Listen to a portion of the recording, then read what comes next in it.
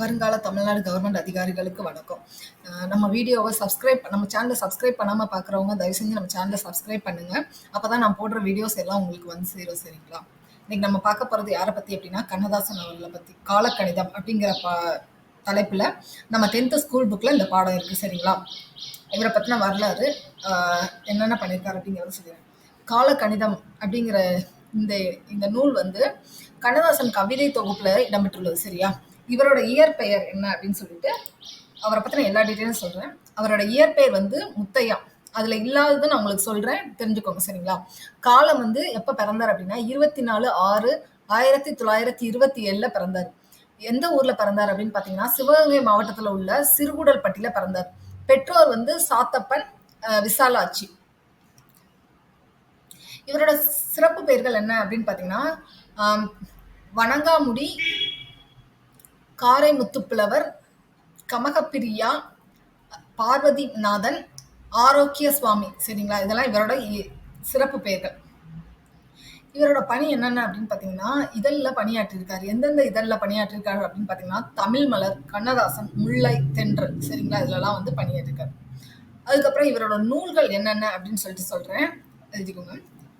ரொம்ப நமக்கு ஸ்கூல் புக்ல கொடுக்கப்பட்ட ஒரு அழகான ஒரு நூல் வந்து சாகித்ய அகாடமி பரிசு பெற்றிருக்கு அப்படின்னு சொல்றாங்க. அது என்ன அப்படின்னு பாத்தீங்கன்னா சேரமான் காதலி. அது எதை பத்தி அப்படின்னா வரலாற்று புதினம். சரிங்களா? அதுக்கடுத்து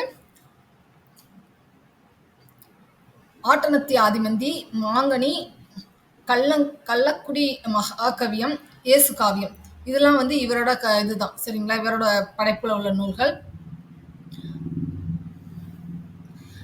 கண்ணதாசன் படைத்த புதினங்கள் என்னென்ன அப்படின்னு பாத்தீங்கன்னா வேலங்குடி திருவிழா,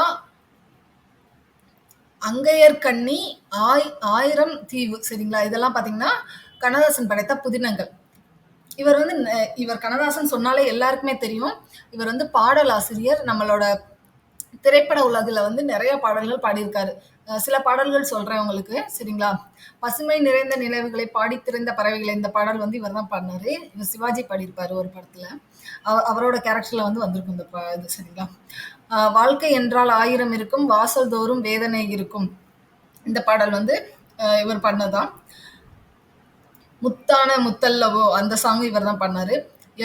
எல்லோரும் எல்லாமே பெற வேண்டும், இங்கு இல்லாம இல்லாத நிலை வேண்டும் அப்படிங்கிற பாடல்.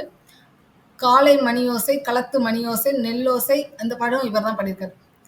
உண்மையை சொல்லி நன்மையை செய்தால் உலகம் உன்னிடம் மயங்கும், இந்த சாங்கு இவரோட தான். இதெல்லாமே இவரோட சினிமா பாடல்கள். ஓகேங்களா? இவரோட சிறப்புகள் என்னென்னங்க அப்படிங்கிறத நான் சொல்றேன். 20ஆம் நூற்றாண்டு தமிழ் கவிஞர் வரிசையில தனக்கென ஒரு முத்திரை பதித்தவர். எளிமையா வந்து இவர் சொல்ற வர விஷயங்களை ரொம்ப எளிமையா சொல்லி முடிச்சிருவாரு, நமக்கு புரியுற மாதிரி. சரிங்களா? இவரோட பாடல்கள் எல்லாமே அப்படிதான் இருக்கும். ஆல்ரெடி சொன்னதுதான். இவர் என்ன விருது வாங்கியிருக்காரு அப்படின்னா சாகித்ய அகாடமி விருது பெற்றிருக்காரு. எதுக்காக அப்படின்னா அவரோட ஒரு நூலுக்காக. சரிங்களா? என்ன நூல் அப்படிங்கறத நான் உங்களுக்கு சொல்லிட்டேன் ஆல்ரெடி. சேரமான் காதலி. சரிங்களா? இதுதான் கண்ணதாசனை பத்தினது.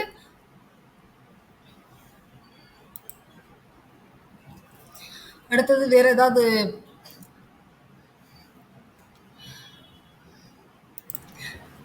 இவரோட சிறப்பு என்ன அப்படின்னு பாத்தீங்கன்னா ஃபர்ஸ்ட் என்ன பாடல் அப்படின்னா கலங்காதிரு மனமே. இந்த பாடலை எழுதிதான் என்னன்னா திரைப்பட பாடலாசிரியர் ஆனாரு. சரிங்களா? அதுக்கப்புறம் இவர் வந்து நம்மளோட தமிழக அரசின் அரசவை கவிஞராக சிறப்பிக்கப்பட்டிருந்தார். சரிங்களா? நன்றி மக்களே. இந்த வீடியோ பிடிச்சிருந்துச்சுன்னா லைக் பண்ணுங்க, ஷேர் பண்ணுங்க. தயவு செஞ்சு டிஎன்பிசி எக்ஸாம் படிக்கிற மக்கள் ஸ்கூல் புக்ஸை படிங்க. ஸ்கூல் புக்ஸ்லேருந்து தான் கொஸ்டின்ஸ் வரும். சரிங்களா? எல்லாமே ஸ்கூல் புக்ஸ் தான் ஃபர்ஸ்ட் ப்ரியாரிட்டி.